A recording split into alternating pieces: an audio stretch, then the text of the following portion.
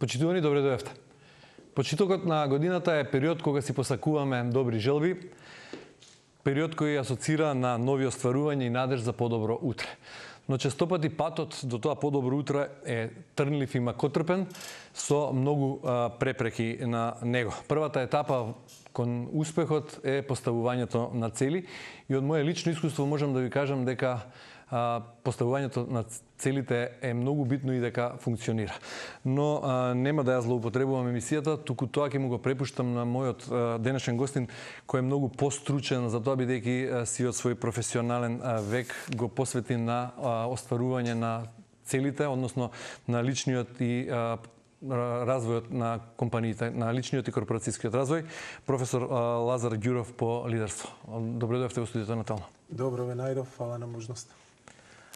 Лазар, зошто е важно, односно целите како прва етапа, како што ги најавив во емисијата на патот до успехот, зошто е важно да бидат поставени, да бидат запишани и да бидат јасни и јасно поставени?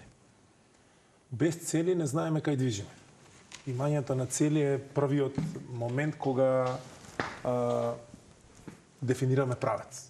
Почнува годината, важно е да дефинираме каде ќе движиме. Воедно целите ни даваат некаква енергија да знаеме кај да движиме. Значи, за да стигнеш некаде треба да поставиш правец, да добиеш енергија да движиш натаму и на крајот на денот да го оправдаме тоа што универзумот ни дал живот. Чим ни дал живот, ни дал некаква, не ставил тука со некаква цел, нешто да постигнеме, нешто да задвижиме, нешто да направиме. На Војната академија предавате лидерство, меѓутоа се занимавате и со личен и корпорацијски развој, држите обуки за тоа. Имате ли впечаток од вашето долгогодишно искуство дека луѓето во Македонија се свесни колку е важно поставувањето на целите и дека голем број луѓе во Македонија се свртени кон личниот развој? Можам да кажам дека стануваат се посвесни и има тенденција на подобрување. Но мнозинството не е во таа насока поставено. Мислам дека повеќето луѓе кај нас се поставени да го преживеат денот, а не да го живеат, не да задвижат, не да променат, не да станат подобри. Некако, дали таков е националниот мајндсет, гледаме да помине, да ти е убаво, да ти е лесно, да помине така. Зошто е така? Резултат на традиција? Во кои земји, или да го сменам прашањето од обратен ред, да се да го поставам, во кои земји личниот развој, луѓето работат на својот личен развој, во кои земји тоа е масовно, да речем? Во кои што мајндсетот или нивните уверувања, нивната поставеност, нивната перцепција за нив е така поставена да тие веруваат во својот потенцијал, сакаат да бидат, да ги задвижуваат работите, сакаат да бидат шампиони. Мислам, можеме да анализираме, у Македонија има одлични примери на луѓе кои што постигнуваат такви резултати. Имаме врвни спортисти кои што, ако ги изанализираме, сега да го спомнеме Кирил Лазаров, тој станал тоа затоа што поверувал дека може да стане, затоа што се насочил кон тоа да стане. Симон Трпчевски и многу други луѓе кои што се нешто во нивната сфера, посебни во својата сфера, да. Да, во својата сфера кои што се сетирале да стигнат некаде. И сега има нации кои што генерално не се ословуваат со деминутив. Кај нас е македонче. Значи не е малечко. Така да за да се постават цели, треба да веруваме во себе. Треба да посакаме да ги задвижиме работите и да тргнеме по патот. Така да нациите кои што веруваат во себе, кои што имаат амбиција, кои што не дозволуваат да влезат во малодушност, се тие што поставуваат цели и движат напред. Дали личниот развој е резултат на новото време? Е тренд што го носи новото време? Или пак постоел секогаш? Лидерство како вештина постоела секогаш, меѓутоа сега многу луѓе зборуваат за личен развој, има многу тренери за личен развој. Сега можеби е помодерно спакувано. Меѓутоа човекот цело време се адаптира. Личен развој е адаптирање на околината, на начинот на живење, на функционирањето. И сега интересно е што веројатно критериумите се малце повисоки. Сега луѓето сакаат повеќе, сакаат или ако нешто има мачно, сакаат да го сменат, сакаат да се адаптираат, така да не е нешто ново, но од друга страна и сега малку сме напреднати. Има структура, истражено е од каде иде, што можеш да смени, зошто не си успешен, зошто не си среќен. Некои работи што денеска се именувани порано биле нормални. денес депресија кажуваат. Кој знае колку луѓе биле у депресија пред тоа да биде формулирано правилно? Или денеска викаат семејно насилство. Кој знае колку фамилии живееле во семејно насилство претходно? Или права, па сега жените се будат повеќе и се обидуваат да се изборат, зашто не ја прифаќаат традиционално. Така да самиот развој на стандардот, именување на стандардот на живење потикнува секој од нас да се приспита што може да смени. И се појавува моментот на развој. И зошто ако сме посвесни во многу сфери, како луѓе, како генерација зборувам, дури и ние во Македонија, сепак мал е бројот на луѓето кои се концентрираат на личниот развој, поставуваат цели, тежнеат да бидат подобра верзија од себе секој ден. Прашање е дали сме посвесни. Тоа не можеме. Па ако зборуваме за вакви права, такви права, ако зборуваме за нешто што го имало и во минатото, како што рековте, но денеска само е по гласно и по јасно и посвесно, веројатно сме како општество поразбудени. Или не сме? Бидејќи лидерството, како вештина рековте, постоела низ вековите. И личниот развој постоел секогаш, меѓутоа сега така се дефинира како што се дефинира. Немате впечаток дека денеска македонските граѓани се посвесни за состојбата во која живеат? Веројатно да, со тоа што има една клучна компонента, а тоа е преземање на одговорност. Јас може да сум свесен за состојбата и да ги обвинувам другите за неа. Јас може да викам не е добро, треба да е подобро, ама треба да е подобро и треба некој друг да го направи подобро. Преземањето на одговорност, да, јас одговарам за мојот живот, за тоа кај сум, како функционирам, како се осеќам, како се однесуваат луѓето кон мене, како се однесувам јас кон луѓето, што јас правам. Тоа преземање на одговорност е клучниот момент кога се тргнува во развој. Пошто има многу луѓе што ќе зборуваат на темата. Не ми се допаѓа ова, не ми се допаѓа ова, не ми се супер. А ти што правиш по однос на тоа? Сега, не преземаме одговорност затоа што за себе сакаме да зборуваме во деминутив или пак заради тоа што се гледаме себе си во деминутив, не преземаме одговорност. Што е прво, што последица? Не можам да го раздвојам, меѓутоа основата е во некакво уверување во кое што веруваме дали јас можам да направам промена. Генерално нациите како нашата се сетирани дека што можеш ти? Ти си мал. Синдром на жртва? Убедување во кое што сме влегле, меѓутоа она што е клучно, што не би сакал да се фокусираме само на дијагностицирањето, тоа може да се смени. Може да се смени и почнува од индивидуалната одговорност.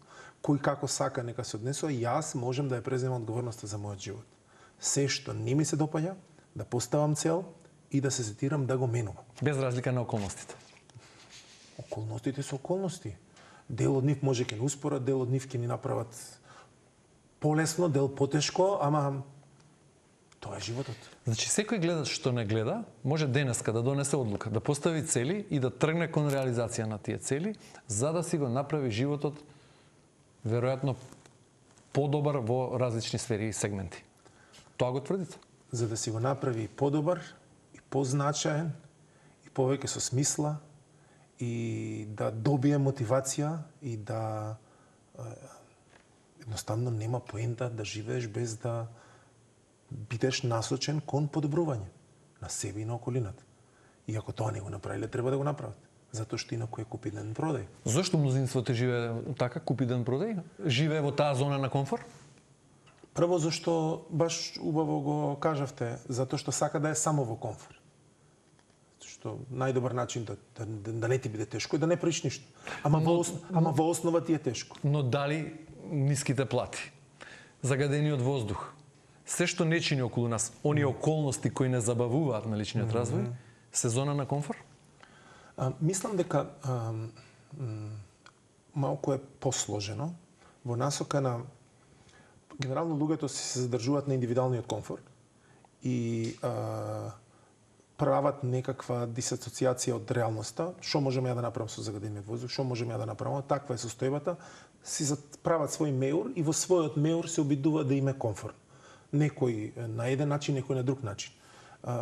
И тоа непреземање на одговорност и не влегување во процес да ги размрдаме малку работите, да реагираме, од име тука и главен проблем, мислам, некои големи проблеми не може да се решат брзо. Воздухот не може да се реши дури денеска да земеме, да реагираме. Дури тој момент на разочарување или негледање на брзиот резултат прави да луѓето не тргнат.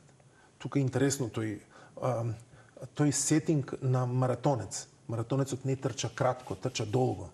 Знае дека ова ќе биде долго. Знае дека Ова ќе го објасните низ вашите лични примери како се оди процесот на остварување на целите кои се зацртуваат. Меѓутоа претходно пред да зборуваме за лични примери, би сакал уште малку околу оној дел на корпорацијски развој. Нели работите и со компании, бидејќи компаниите се водени од луѓе, а луѓето се такви какви што досега ги опишувавте, веројатно не сите.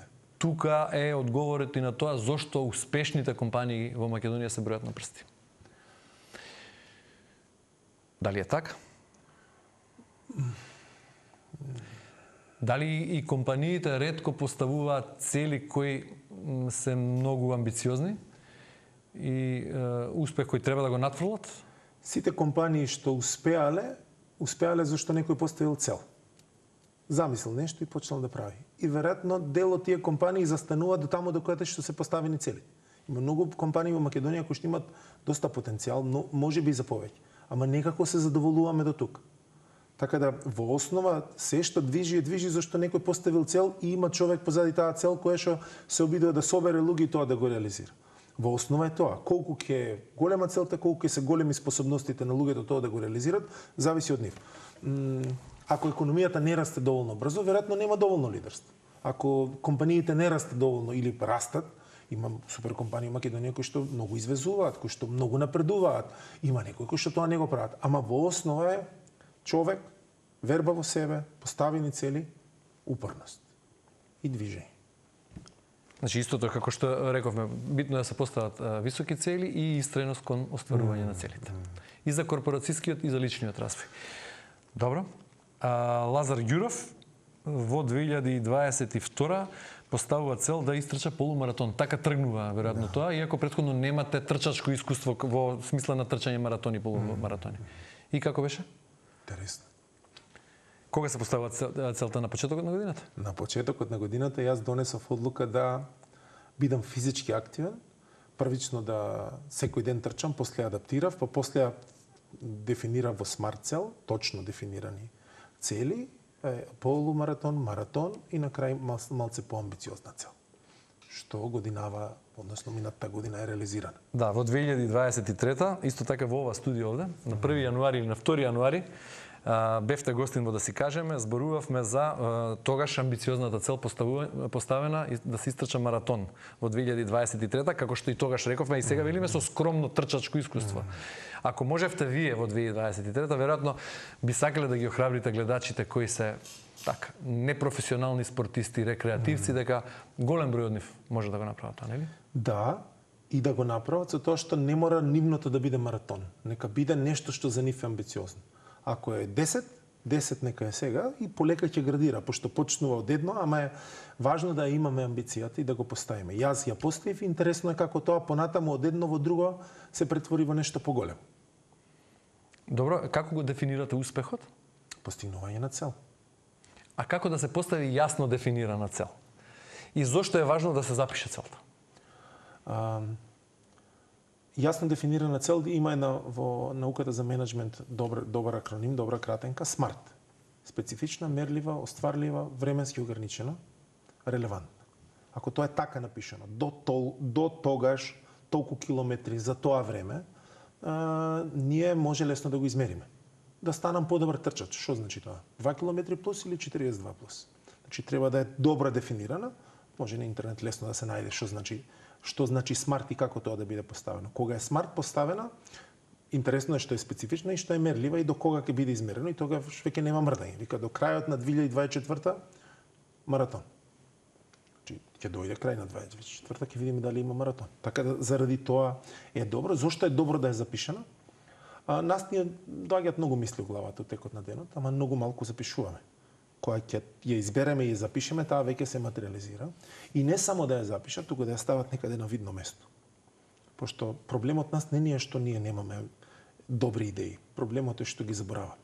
Ако го запишеме и ставиме некаде, кога станеш се бај речеш 2020 и која пред нас е, јас што направив денес. Што направив вчера. И тогаш... Каде беше запишана целта да се истрча маратонот до 2024? До креветот во спалната. Значи на секое будење да се види, да се прочита. Да, и не само тоа, има многу алатки, може да ги најдат лесно гледачите, има интересни алатки, vision board, си ставаш сликички, како се визуализираш таму. Да паѓаат во очи, не само да бидат видливи, туку да бодат очи. И да те возбудат, дека тоа е нешто многу важно. И исто дополнително тоа што е клучно е да се поврзе со нешто важно за себе. Јас овие цели не ги постигнав само за себе. Мојата физичка кондиција е поврзана со моето здравје е поврзано со моите деца. Јас трчам за да сум здрав и да сум тука за моите деца. Кога тоа така ќе го поврземе, тогаш ние мотивацијата е поголема, да, пошто има смисла. Врзано е со нешто што мене ми е важно, не само така, за да закачам нешто.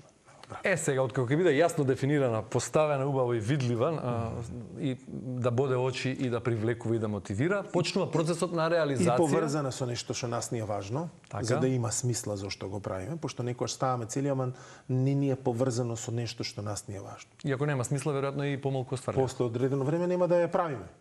Да, бидејќи е безсмислено. Така е. Ако е со смисла и ако е јасно поставена, тргнува процесот на реализација и тука веќе почнува вистинскиот предизвик, бидејќи патот не е едноставен. Колку беше тешко да се трчаат 42 километра за човек кој не се занимавал професионално со трчање претходно? Кој беше најтежок дел? Најтешка етапа? Спремањето. Што значи подготовка за маратон? Па значи дека секој ден треба да одвоите време и да излезете и да изтрчате. Некогаш саат, некогаш два, некогаш три. Некогаш на дожд, некогаш на многу сонце. Да, зашто така е испланирано. Пошто истрчувањето е резултат на подготовките. Не е проблем, секако кога не сме подготвени, ќе е тешко и трчањето, секако беше тешко и трчањето со сите предизвици внатре, меѓутоа она што треба да сватиме е дека позади некаков успех има долгорочен напор. Тука вообичаено ние не сме свесни на тоа дека ќе има отпор. Мрза, малодушност. Стари навики или? Се на купче. Која е најголемата кочница во тој процес на реализација, остварување на цели? Дали се тоа околностите, како што ги видам ја, објективните препреки, старите навики, личните навики? Тоа излегување од комфорт зона, бидејќи не е лесна промената, нели? Промената е стрес. Секоја промена е стрес за организмот.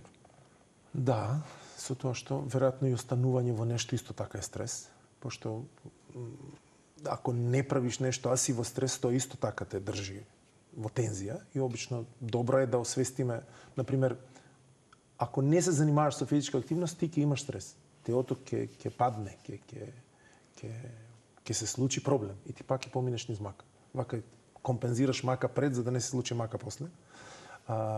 Кои се вообичаените пречки? Прво, континуитетот сам по себе е предизвикувачки, затоа што треба долго спремање. Значи истреност. Да, истреност и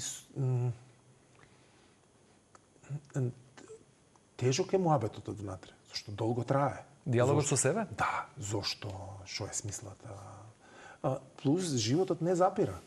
Се разболело дете, се случуваат проблеми, тече бизнис, не секогаш предвидуваш како ќе се случуваат работите, проблеми настануваат и ти треба во тоа да од внатре носиш постојано одлуки дека ти ќе стоиш на планот. Тоа што дополнително може би е интересно да се земе у предвид, што ние после поставувањето на целите не правиме план.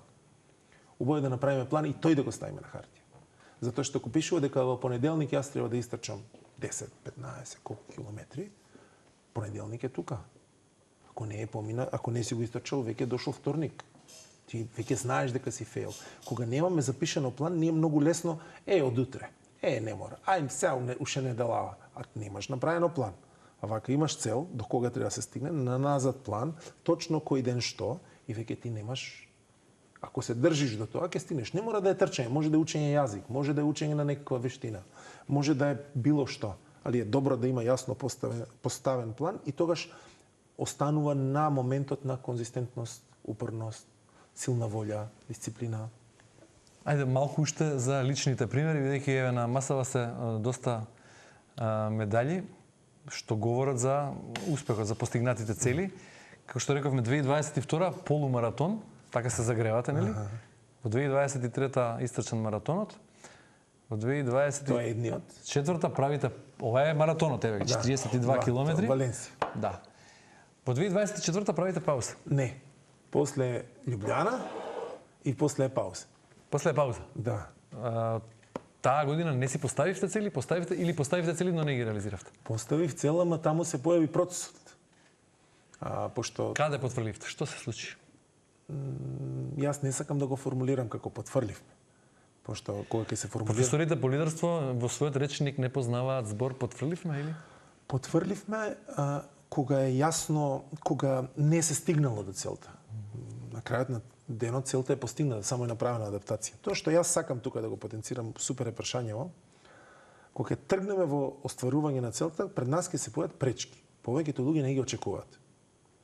И после неколку обиди се откажуваат и викаат џабе. Јас сите луѓе што ги познам, со кои што сум разговарал, се луѓе кои што некогаш имаат поставено цели и пробале. Викаат џабе. Не бива. Тешко е до другите. Еве јас на пример познавам многумина што си поставиле цел да ги откажат цигарите. Од септември, од 1 јануари, од понеделник и не успеале. Веројатно станува збор за и физичка зависност, никотинска зависност. Не е само до... Но еве, дали и тоа влегува во поставувањето на... Знаеме дека има луѓе што се имат откажано од многу посериозни опойни средства од цигари. Да. Ако тука е многу важен моментот, ако тие успеале, дали јас на вистина сум решил, че тука е моментот со она што го реков со идентификување со целта. Дали јас на вистина одлучувам, не дали посакувам, дали одлучувам, дали стојам во одлуката дека ова ќе се случи. И тогаш кога ќе се појават предизвиците и поврзување со лични работи, ние движиме напред. Така и со ова се појави проблем со рамото. Јас во подготовка... Во годината кога потврливте? Така, не. Кога се соочив со предизвикот. Кога направивте паузата? Кога се соочив со предизвикот. Добро.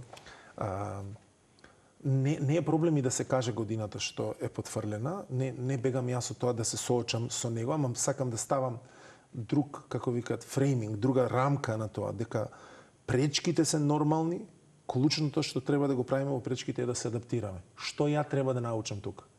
Треба да научам дека морам да го почитувам телото, дека ако форсирам ќе се повредам, дека морам да направам пауза, морам да го средам рамото и полека да се вратам. Нема откажување. Битното е тука нема откажување. Така е, со тоа што има адаптација. Важен момент е адаптацијата. Самото неоткажување, не учење на лекцијата. Некогаш ние пробуваме на погрешен начин. Се откажуваме од цигари, гледаме дека не функционира. Добро, овој начин не ми функционира. Ја пак ќе пробам на ист начин. Па не функционира. Третиот пат ако пробаш на ист начин, извини, ама нешто интелигенцијава слабо работи. Ако ти на два пати пробуваш нешто, не успева, мораш да смениш нешто. Барај механизми и види да ти... Значи, тој момент на адаптација е клучен. Тоа е она што цели поставуваме, движиме, се соочуваме со пречки, не движиме доволно добро, или стагнираме, или не се мотивираме, што можем да сменам, што можем да научам од процесот, од луѓето, од неуспешниот обид. Пошто интересно е, добра е формулацијата, викам, пречките служат за да не научат како да ги совладаме. Зашто ако ти со нешто не можеш да се соочиш, значи нешто ти фали, вештина, мајндсет, недобра поставеност, не го разбираш процесот, како функционира, правиш адаптација. Пречките треба да станат научени лекции, совладани лекции. И тоа вака супер звучи, ама но во основа е најтешкиот дел од реализација. И затоа и не успеваме. Затоа и повеќето луѓе не успеваат. Не ги очекуваат. Цели готово од утре. Кризата, во кризата, во соочувањето, во борбата, во малодушноста, во можам ли лежи развојот.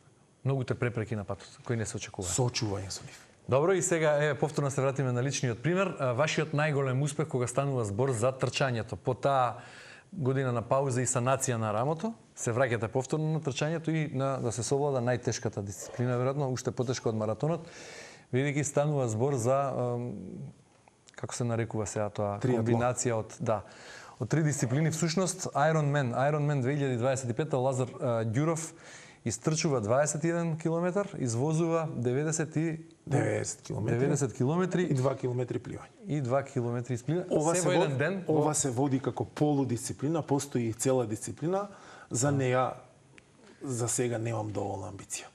Како се вика, а сега сте челичен човек? Ова е 70 Човекот челик, така? Добро. Ironman.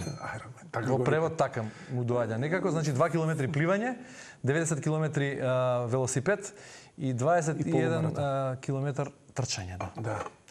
Каде се случи ова? Белград. И колку беше, која етапа беше најтешко? Што беше најтешко? Како тргнува ова?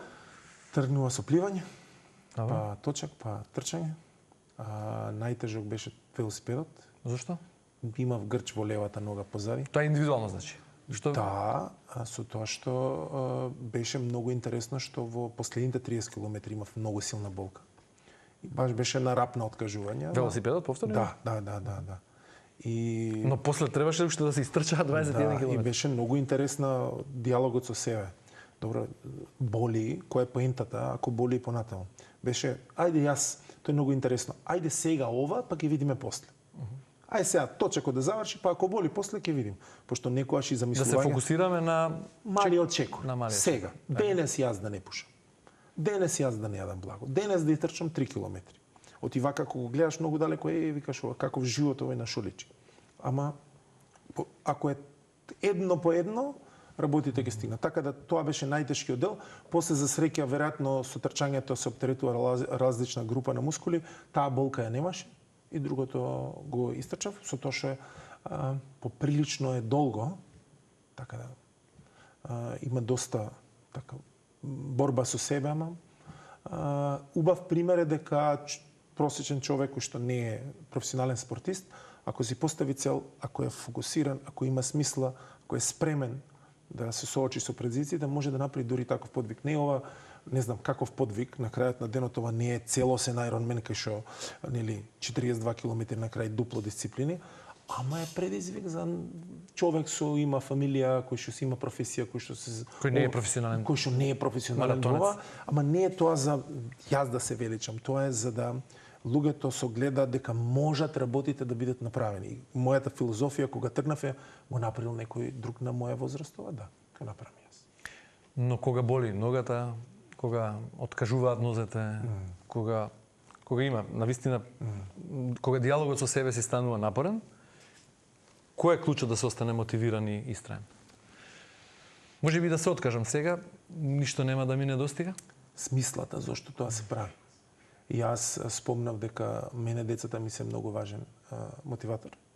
Јас на целта ги гледав Калин и Бистра и сопругата и тоа е поентата заради која што јас трчам, за да им докажам на нив дека они можат, дека ако тато може, можеме и ние. И кај мене не постоеше опција да се откажам ако телото може да движи. Јас ќе се откажев ако телото не можеше да движи. Ако телото движи без разлика на болката, ќе оди понатаму. И сега замислете кога сите ние би се нафатиле во своите професии, да речеме ќе го дигаме стандардот и без разлика на Да си поставиме своевиден Ironman? Да го дигаме стандардот. Секој во својот домен, не мора во професиите, може би и некој во личниот развој. Рековме, многу луѓе се мачат со зависности од цигари, да речеме, или од јадење благо. Да.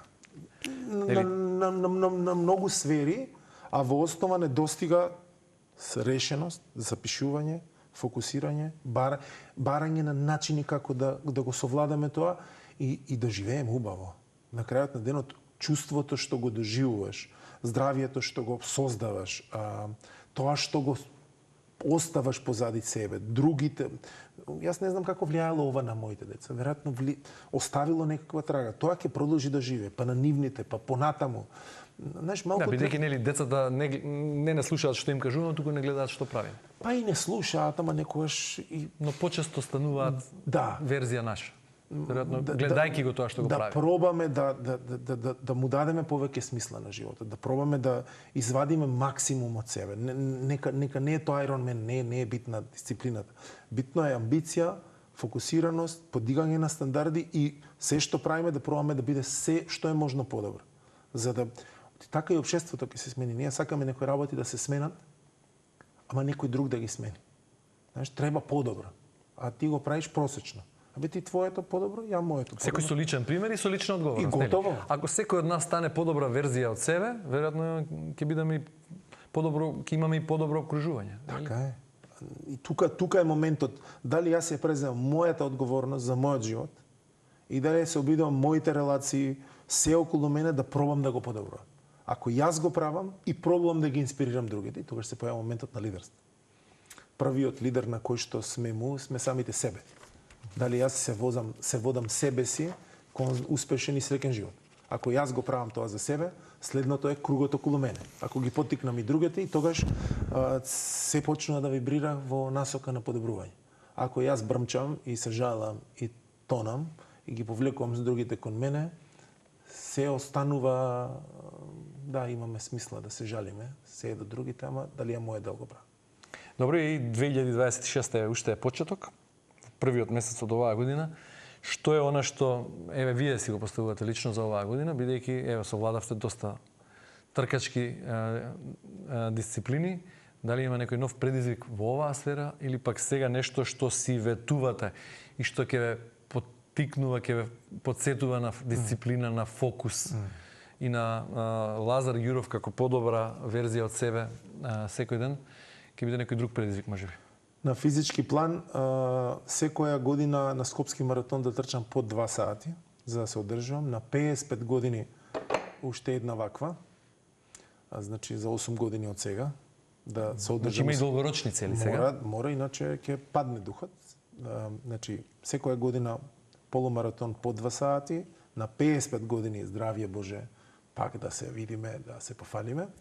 И вакви амбициозни цели сум си поставил на професионален план сега, пошто ова го постигнав, сакам да остане таму некаде за да се одржам, а сега во делот на тоа што го работиме, да направиме поголем тим, поголеми проекти, не само на домашен пазар, да успееме да направиме што е можно поголема промена, пошто ова се сведува на индивидуален успех, ама е добро да успееме да поставуваме цели кои што ќе имат поголема импликација и на другите.